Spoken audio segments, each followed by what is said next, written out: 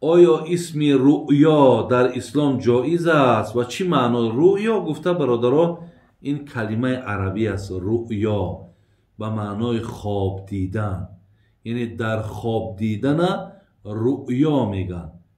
برای همین نام است، هیچی زیانی ندارد. هر کسی رؤیا هم که نماند، مثلا همون خواب دیدن با تاجیکی بگیم، با عربی رؤیا میگن، با تاجیکیش خواب دیدن. در خواب دیدن رؤیا میگن همیرا. بابای حاجی، آیا طرف آفتاب برا پا دراز کردن جایز است یا نه؟ اگه آفتاب خانه تابستانه داره، خانه زمستانه داره، در مردم ما همین آفتاب کدام طرفی که نشست همونجا را قبله میگن. لیکن این خطا های برادر عزیز. خیلی حاضر دیگر حاجت دیگر به اثبات کردن مقصد او علم های پیشینه قطعی نیست. حاضر همین اینترنت ها هست و شما میبینید که همون طریقی قبله نما دارد، همون قبله نما را برارین. دیگر یافتن قبله بسیار آسان است. و دیگر اینکه طرف قبله پاتا دراز کردن این خلاف آداب است. طرف آفتاب در گپ نمی رود. اگر همون طرف آفتاب در اگر به شرط همون کامپاس ما یا قبله نمای ما نشان داد که قبله همی طرف است، پامون هم طرف دراز نمیکنیم. این خلاف آداب است. این قبله هم برادر عزیز یک شعار مردم مسلمان است. طرف قبله حتی پیامبرمون توف نمیکردن، زیرا در این جانب الله را عبادت میکنن. طرف قبله نزد مردم مسلمان باید محترم باشد. نمیبینین که حاجت خانه ها را هم حتی طرف قبله نمیکنن. برای همین در طرف قبله باید شما احترام داشته باشید و هرگاه دعا هم که کردین رو به سوی قبله میکنین، نماز میخونین رو به سوی قبله میکنین. لیکن طرف آفتاب برای که اوجا قبله نباشه پا دراز کنی هیچی باکی نداره. لیکن همون طرف قبله باشه به خاطر قبله پا دراز نکن، زیرا ترک آداب میشه.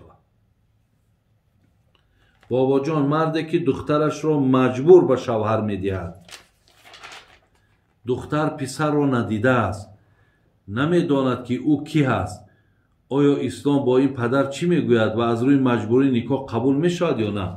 اگه مجبوری نکاح قبول میشود به معنایی که وقتی شما خواهر عزیز میگین من تن نفس ما به او بخشیدم، اونجا که رضاگی پدر و مادرت هست، شاهدا که هست، هیچ طلاق واقع میشود. و با طریق مجبوری اگر نکاح هم کنی درست است، با طریق مجبوری اگر طلاق هم کتی طلاق واقع می شود. لیکن پدر در اینجا گناهگار می شود، زیرا این حق شریعت بر پدر یا بر مادر نداده که دختر نفری را که نخواهد برای خودش همچو یک شوهر تو را مجبور کنی که نمیره میگیری. این ده حق نداری. دخترها حق دارن که رد کنن، بگه پدر من ایگه پنه میگیرم، من سخن تا در این مسئله قبول ندارم. یا همین مرده که من برای خودم همچو یک رفیق زندگی یا شوهر قبول کردنی نیستم. دخترها این حق دارن، بچه هم این حق دارن. برای همین مجبور نکنین، بیاوین دختر بیاوین کرین بیاوینو، لیکن رضاگی فرزند بگیرین. گفت فرزند چی میگه؟ اگر بگن میشه پدر و مادر، تمام شما دنبال کار باشین. یکی بگن نه من قبول ندارم، مجبور نکن، گناهگار میشه.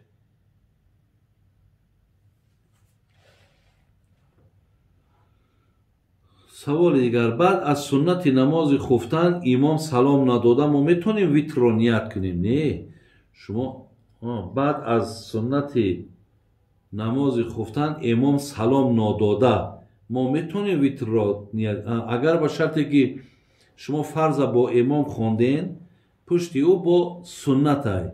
وقتی سنت میخونین در مردم ما تا همون امام سنت چه بود نکنه، مردم ایجاش نمیخیزه. لیکن همین برادر عزیز گناه های. در همین مسئله ما برادر عزیز گناهگار میشیم. این احترام امام نشان نمیده. امام ها باید همین چیزها را شما خوانین. خداتون میدونین که باید مردم نیستد که کی تو سلام میتی و میخیزی بعد مردم ای پشتی تو بخیزن.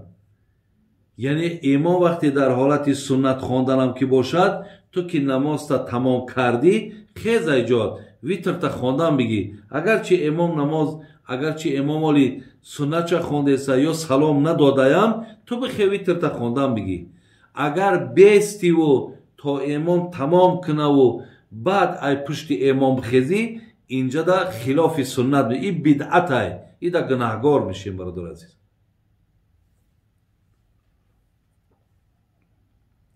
استاد چند زنهای اسلامی را دیدم دعای دم قیترمه کرخت میکنن. آیا این کارشون درست است؟ اگر قیترمه در مردم ما برادر عزیز همین سوره یاسین مبین گردان میخونن. مثلا همو یکم مبین میخونه با ایسر با مبین اول میخونه میاد تا مبین دویم با میگرده، با ای مبین اول با میخونه با میره تا مبین سیم با میگرده، ای مبین اول میخونه با تا مبین چهارم میاد. همین خیل تا آخری یاسین یک مبین تا 7 مبین شما میخونه میروند. همین را قیترمه میگن. همین را میخونند، مردم در آب صوف میکنه و همون کسی که یگان بیماری دارد، مقصد یگان درد دارد، همون را قیترمه میگن. هیچی باقی ندارد. اگر زنهایی که یاسین بدانند، مردهایی که یاسین بدانند، همین را خوانند و صوف کنند و در دست همه آدمی حاجت طلب تیان، اجازت های باقی ندارد. لیکن انا کرخت، این کرختش نادرسته. کرختش مثال همه در بندها میکنن، صوف میکنن، گره میکنن، انمیش نادرسته. همو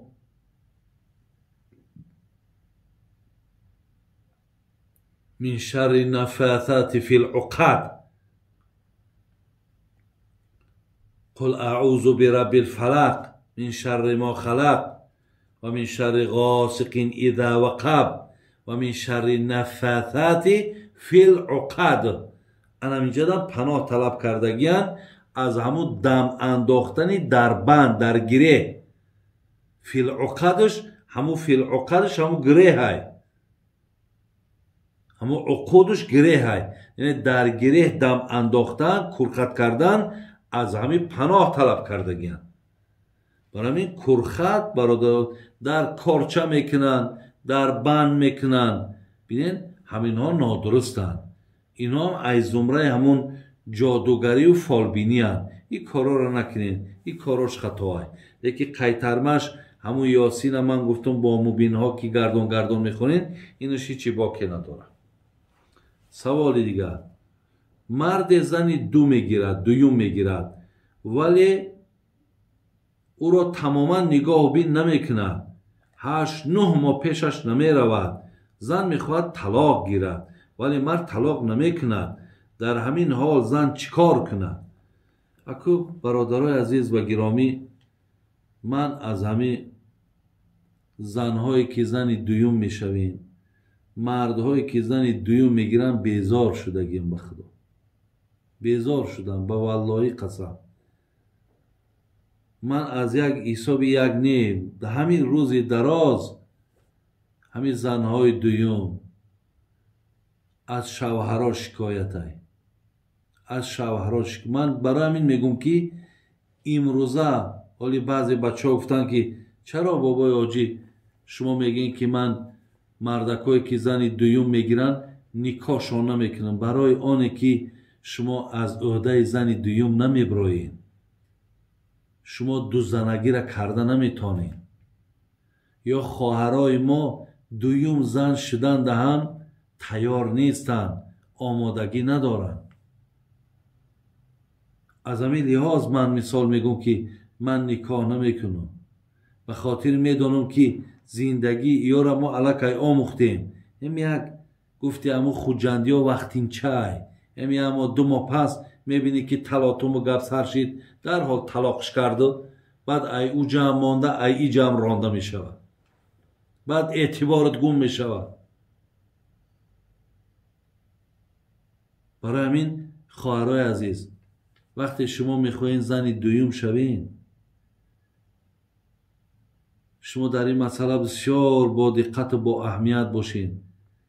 مصلحت کلانتراتون رو بگیرین. همه آدمی زنگی را یک بار ببینین که کیای، او چیای، او چلی انسانای، او شاید ترا برای همون سکه و صورتت بگیره، یا شاید ترا برای یگان اولاد اجدادت مثال منصب داره، پول داره، یا شاید برای خانه و درت بگیرد. او یگان مقصدی داره که همون مقصدش که تمام شد تو دیگه تمام، تو دیگه در کار نیستی.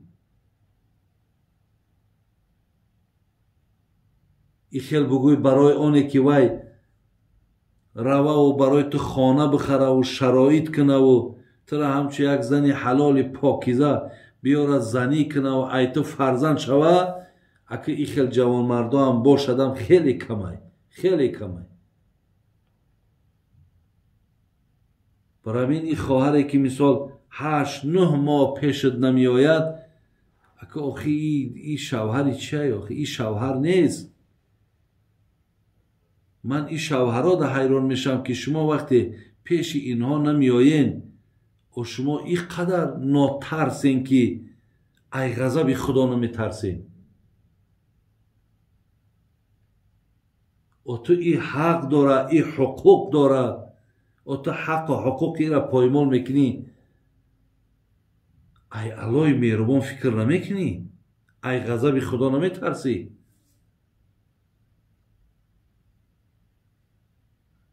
برای این زنها حق دارن که طلب کنن طلاقشون و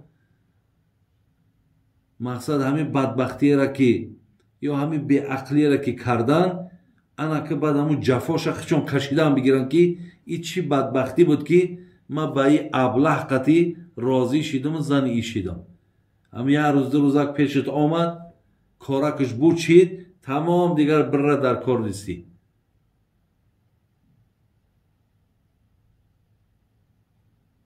برای همین بسیار دشوار شدگی های. خواهرای عزیز حرکت کنید که وقتی شما را میگن زن دویم، شما بسیار اهمیت بتین که شما را فریب میکنن، شما را سوء استفاده میکنن، با شما زندگی نمیخواهن، یا شما از اینا خانه طلب کنین، شرایط طلب کنین، بنام تان کنن، یا اگر به شرط امکانیت ندارن توفیق شنیگه که چند قدر توفیق داره، چقدر سخن همی صدق داره. از همین لحاظ من هیچ وقت توصیه نمیتونم که کدام تو زنی دویم شین یا کدام مرد زنی دویم بگیره. در یکی از شما نافهمی و نابرابری هست. کمی مردها یا زنهایی که امروز زن دویم یا مردک مثال زن دویم گرفته باشد و خیلی زندگیشون دراز و با برکت خیر رفتگی باشد، هست کمی. اکثریتش همون 2 ماه و 3 ماه و 4 ماه قطعی تمام دیگر میبینی که تلاطم و جنگ جنجال و بلا و بتر سر شد. برای همین خواهر عزیز حق داره که شما از این خیلی آدم طلاقتون طلب کنین و من بعد اکو گفتی هم پیامبر که آدم مار از یک سوراخ 2 بار نمیگزه. اگه یک بار گزیده شدی، یک بار سرگردان شدی، دیم بار اکو احتیاط کن. استاد جان شخصی گوید که من این کار را کرده باشم ایمانم از کافر، ولی کرده است. آیا این شخص به ایمان می شود؟ نه، این قسم نیست. این در ما هست همین خیلی گپا که قسم میخوره اگر من این کار کرده باشم ایمان من کافر. یکی وای کرده است اینجا ایمانش کافر نمیشه. یعنی ایمان ما کافر به معنای به ایمان باشم، این قسم نیست آخی. با این قگب آدم ایمان شما دست نمی، آدم ایمانش وقتی دست میره که منکری خدا و پیغمبر قرآن میشود. برای همین این گپ یک گپی بیهوده. این مردم شیر بزنم نان کوریم کنه، این میگه هیچ قسم نیستن، نه شیر میزنش نه نان کوریش میکنه، هیچی نمیشه.